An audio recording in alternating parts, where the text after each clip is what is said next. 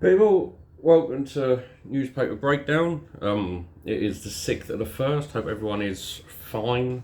Living your best lives possible. We'll start. There's, of course, as always, news stories to get through. We'll start with income inequality.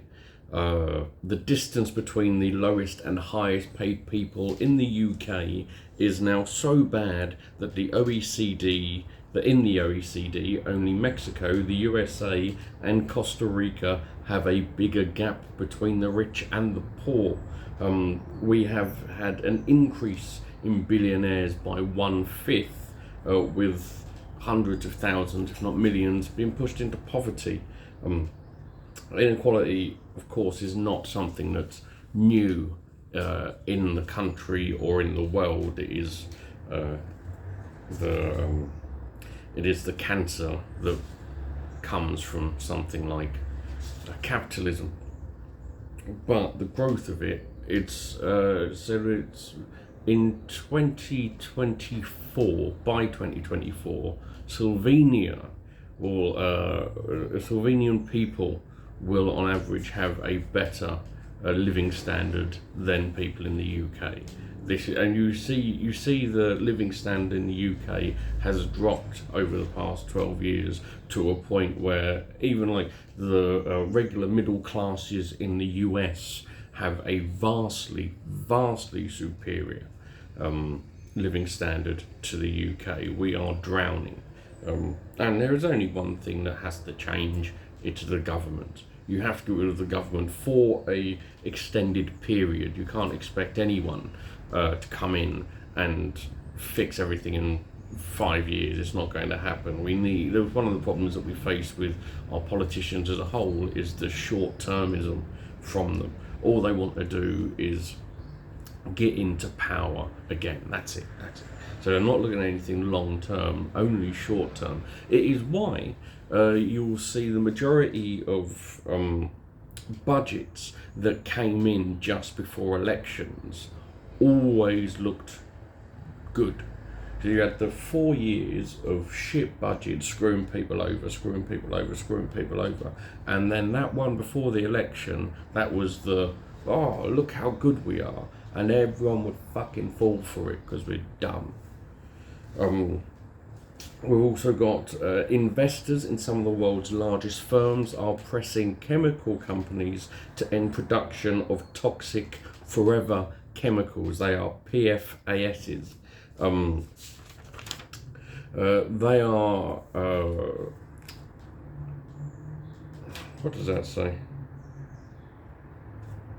They are a class of about 12,000 compounds typically used to make products to resist water, stains and heat. So your non-stick pan and all of that, which is killing us, as is the majority of other things, but we're already fucking mostly plastic at this point.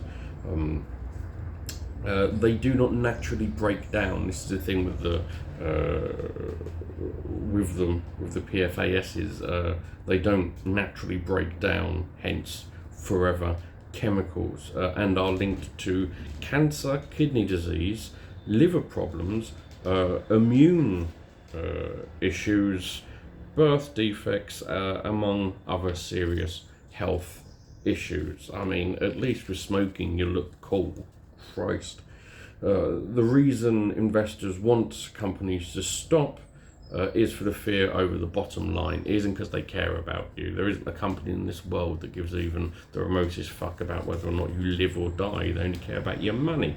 There has been a rise in litigation against these companies, against the manufacturers, with ever-increasing regulation as well, and of course the public health threat. But they don't care about the public health threat. They simply don't. But maybe the only way to truly change the world is through money. If we want to make a difference, if we want to actually see fundamental change, it has to come from money. You have to attack the bottom line, because otherwise people aren't going to do anything, are they? We're at a point, and it's all well and good saying, oh, we're just bringing socialism or fucking communism or fucking some other pissingism. But you're not going to do that in a heartbeat, are you? It's impossible.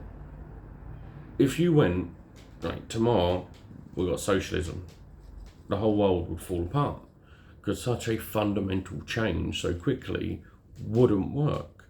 Infrastructure isn't set up for it. There's nothing set up for it. So at the start, you have to use the system to go in the direction that you want.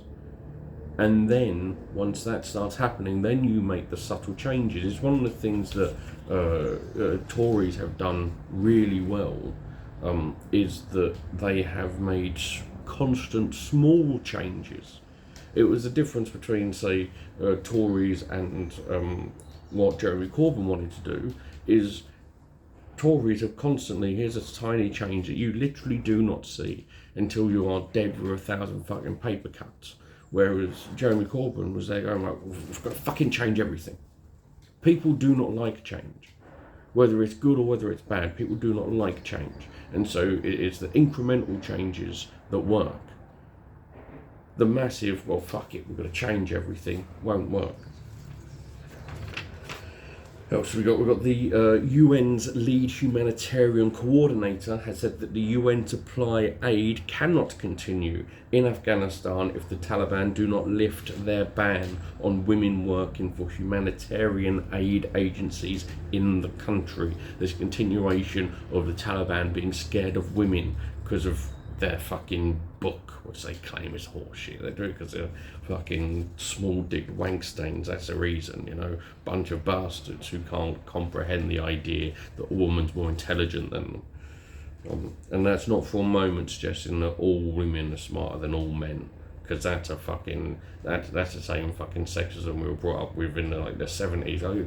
You know, women just mature better. They just mature more. They're just all round better, which is why we should allow men to get away with everything they fucking do. No, I'm not dealing in that bollocks in any way, shape or form. Women, men, equal.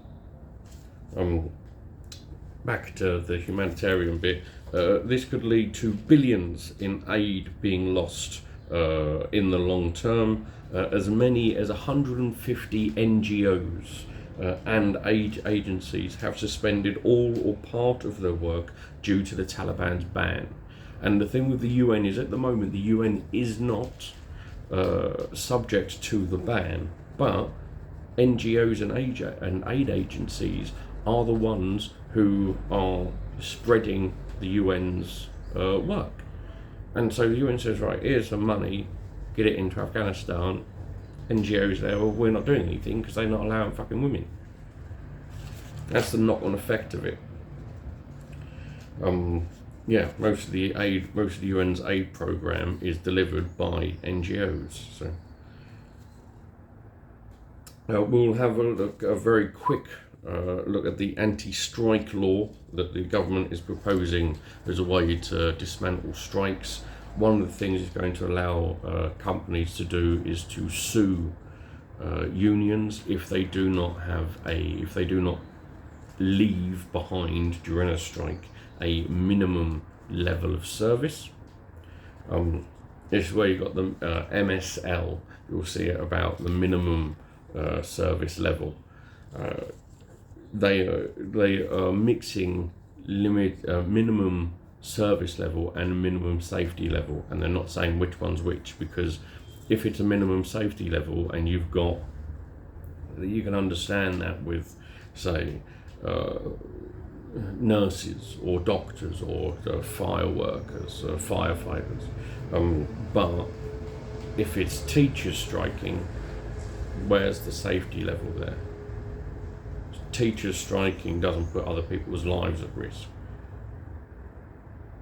And you have to be careful when you're doing we have to find out what they're actually going to put down, because it's coming out in a couple of weeks, and at the moment it's just a lot of sound bites, saying that one of the things they're going to be putting in is that if you strike, you're going to be able to be sacked for a breach of contract, but that's already law. You can expect legal action coming.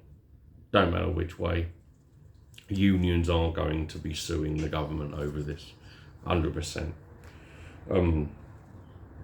Finally, a good news story. To end the week, a good news story. Shell is expected to pay a total of about $2.4 billion in windfall taxes to the EU and the UK for 2022. Great news. Fantastic. It's about time we started taxing the rich companies. We need it. It will be the first time that Shell has paid tax in the UK since 2017. So that's weird, isn't it? In the UK,